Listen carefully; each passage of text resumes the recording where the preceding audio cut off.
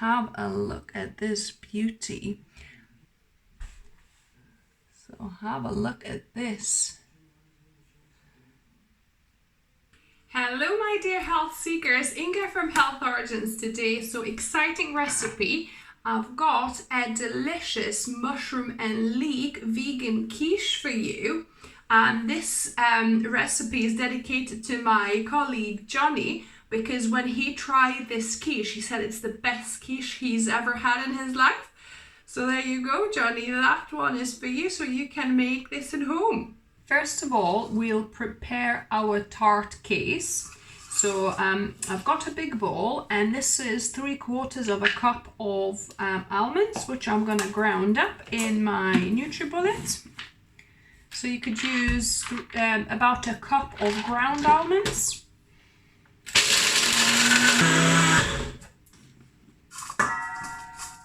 So I've got my ground almonds. It literally just takes a few seconds to ground them. And then you can go for a regular wholemeal pastry flour, so 1 cup. I'm going for a gluten-free version this time. Not that we're gluten-free, but I'm just using some cornmeal because I've got some. So I'm going to use a cup of cornmeal flour. You could also use rice flour as well. And if you're using gluten-free flour, additional what we're gonna use is 4 tablespoons of cornstarch, just to help it bind. If you're using a regular wholemeal flour, then you'll not need that. So about 1/4 cup or 4 tablespoons.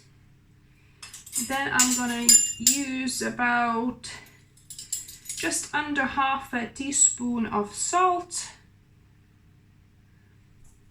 in here. And you want to mix this dry mixture well. You can go into it with your hand as well to break up a bigger clumps of nuts, because sometimes when you ground nuts, you know, you get these bigger clumps like that. So you can just go in with your hand. Make sure obviously you wash your hand prior, and break it up. It might be easier to do it that way than with the spatula. So what you're looking for is uniform flour without any big lumps. So I think we're near enough now. So I'm going to add 1 tablespoon of maple syrup for a little bit of sweetness to this dough. And then we'll add about 4 to 5 tablespoons of water. So I'll start with 4. So I've done 3 tablespoons of water so far. Let's mix and see how much more we're going to need to add. It's always easier to add more rather than take it out. Once it's too wet, then you can't take it out. So it's still quite crumbly here. So I'll add a couple more. So far it's been 5 tablespoons of water and 1 tablespoon of maple syrup, and we'll see if that's going to be enough now. And I like kind of going in with my hand, because then you can feel how sticky or crumbly it is. So it's starting to stick together a bit, but I think we might need to add a little bit more, because some bits are still a bit crumbly. Let's see. Although once you kind of start mixing it, it's yeah, starting to stick together a bit. But yeah, it's still a bit crumbly, because we'll have to roll this out. So I think I might add another 1/2 tablespoon.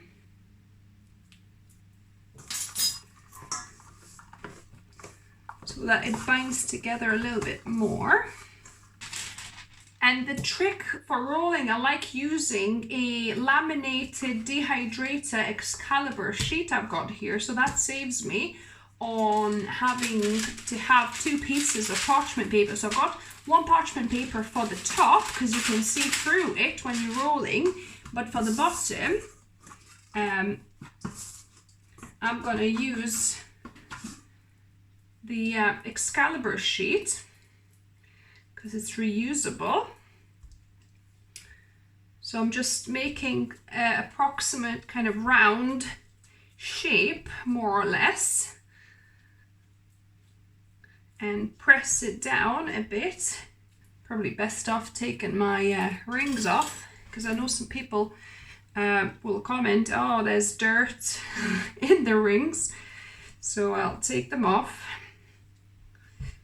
Obviously do as you would for your own hygiene requirements. I'm cooking for myself and my family, so I'm okay with that.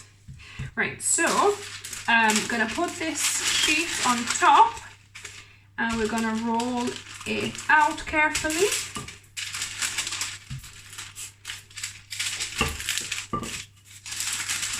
So you can just kind of rotate this around. And it's nicely spreading it out.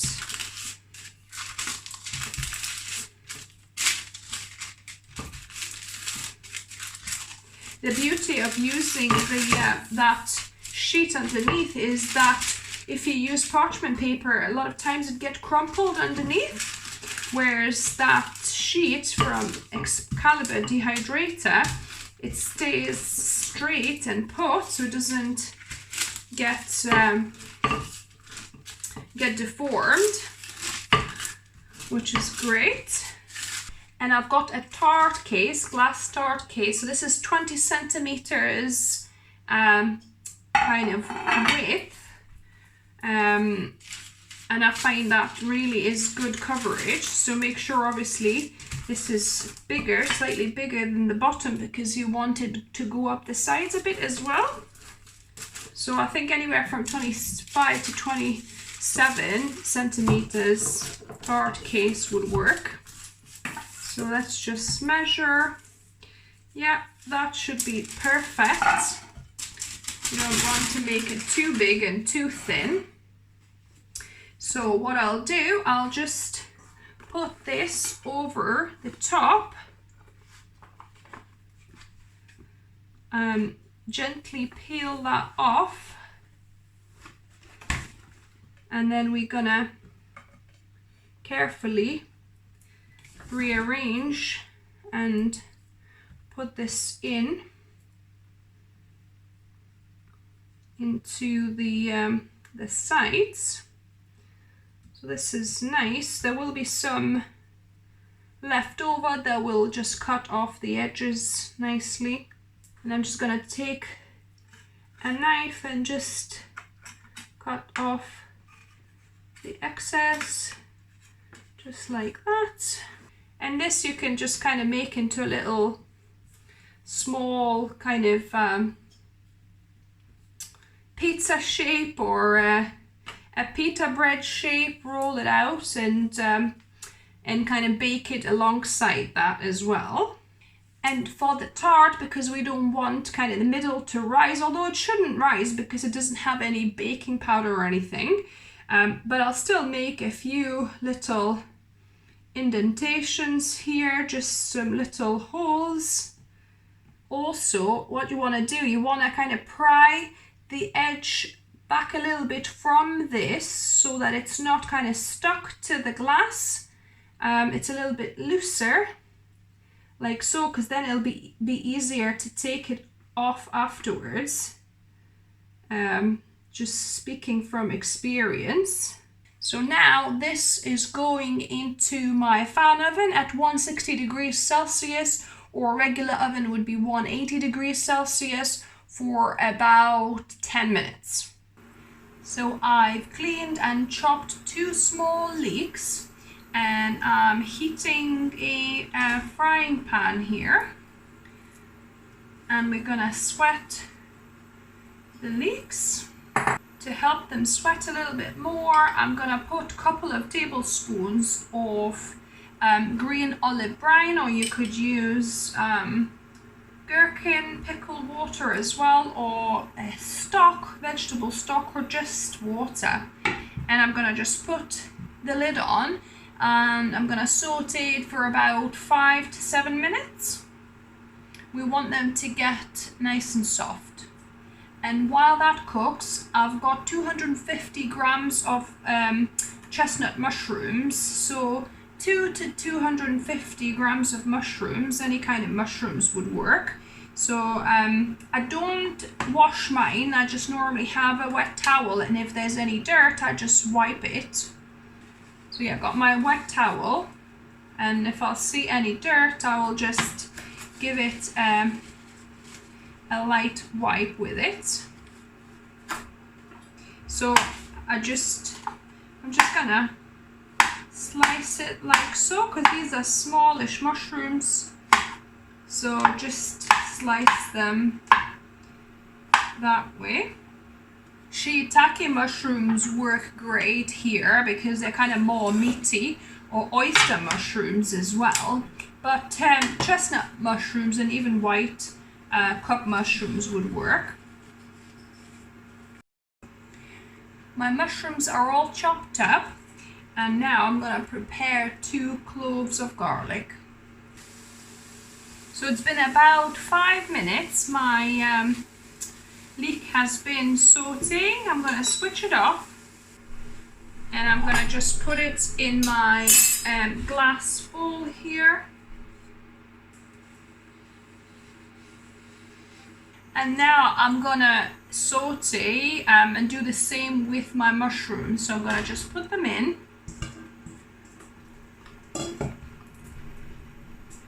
Grind a little bit of salt, because adding a bit of salt here, it'll help release the mushroom juices naturally. Kind of medium-low heat, and I'm gonna put the lid on again. I'm just gonna cook this for about 5-7 minutes. We'll check. And with the garlic, I've peeled it, and now I'm gonna crush it.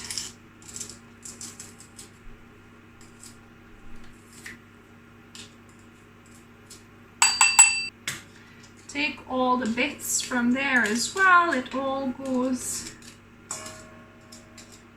into the dish. The mushrooms have been sauteing for a good 5-7 minutes, and they're starting to dry out a bit, so I'm going to just add about a tablespoon of olive brine again.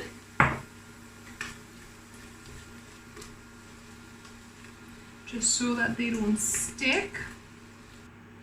And now we're going to be making our cheesy white filling, if you like. So here I've got my NutriBullet. To this I'm gonna add about a cup of okara I've got, because obviously I'm making with okara. But if you are not using okara, you can skip this bit. You could actually put, instead you could put half of a packet, maybe 150 grams of silken tofu instead. But I'm using my soybean pulp, okara.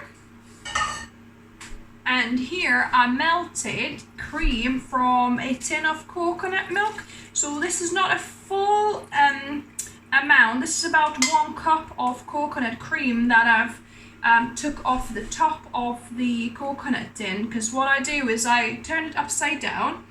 I'll link above and down below for you guys a little trick how easy it is to pour off that water from the coconut milk tin that you get. And you want that, just the cream for this recipe. So you could use the whole tin's worth of cream, or I've got a cup's worth here. Then to make it cheesy tasting, we want 2 tablespoons of nutritional yeast flakes. And either you could put olive brine, like a tablespoon or 2 of olive brine, or I'm using white wine vinegar, or you could use apple cider vinegar. So a tablespoon, maybe a tablespoon and a half, 1 to 2 tablespoons I'm gonna add. Then I've got some cornstarch, so I'm gonna put 2 tablespoons of cornstarch. That'll help to thicken the mixture once it bakes. And for our spices, I would use a 1/4 teaspoon of kala namak, which is your eggy salt. However, I'm pretty much out. There's like a tiniest of pinches. So this will not be very eggy, not the kind of like the usual quiche. So yeah, so kala namak, definitely get it. So about 1/4 teaspoon, and then 1 teaspoon of bouillon stock or bouillon powder. That just adds the saltiness, but also that kind of depth of flavor as well. Works really well. And I'm just gonna put the lid on and whiz this up in my NutriBullet until smooth.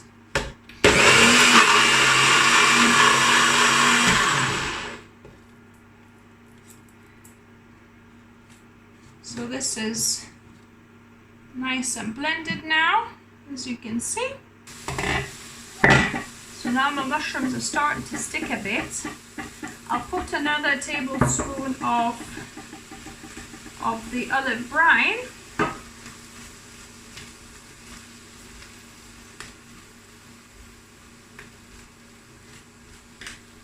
To just deglaze it. And then I'm gonna add the garlic that I've pre-crushed here just for 1 minute until it becomes a little bit aromatic. You don't want the garlic to burn, so I'm just gonna add about a couple of tablespoons, 1 to 2 tablespoons of soy sauce. Or if you're not using soy sauce, again, you can just add another tablespoon of olive brine here, or coconut aminos as well, you can substitute it with. And that is it. You pretty much can switch it off the heat, and our mushrooms are now ready. So now I've got my pre-baked case, and we're gonna put everything together. So I'm putting the mushrooms at the bottom. So if you love mushrooms, you'll love this quiche. So just distribute them evenly on the base. And now on the top, I'm gonna put my leeks. So it's like a nice green layer on top of my mushrooms. Again, distribute them evenly. So this quiche is super simple, but so delicious. And now I'm just gonna pour my cheesy white filling all over this, and just slightly jiggle it so it kind of distributes, levels out. And now this needs to go in a preheated oven. I've got my oven at 165 degrees fan oven, or about 185 degrees Celsius regular oven, for about 40 to 45 minutes. So the quiche is ready. Have a look at this beauty. Let this cool down already, and we're gonna slice into it.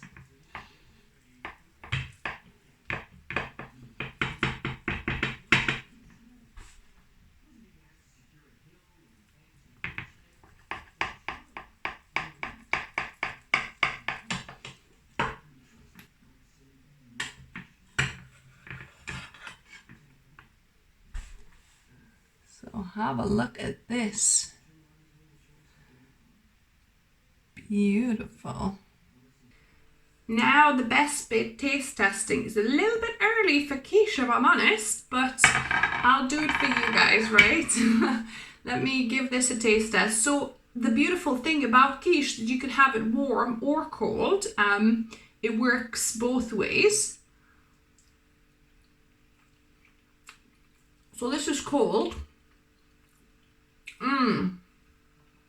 Wow, guys. This is so lovely and cheesy, and this kind of savory umami flavor. The The pastry is just perfect. It kind of just melts in your mouth. Yeah, so have a look at it. It's so good. And so simple too. You know, just a couple of ingredients, mushrooms and leeks, but that kind of topping, the cheesy topping, so good. And it's a perfect way to use up your okara for my okara recipe lovers. So hope you enjoyed this video. Give me a thumbs up if you like it.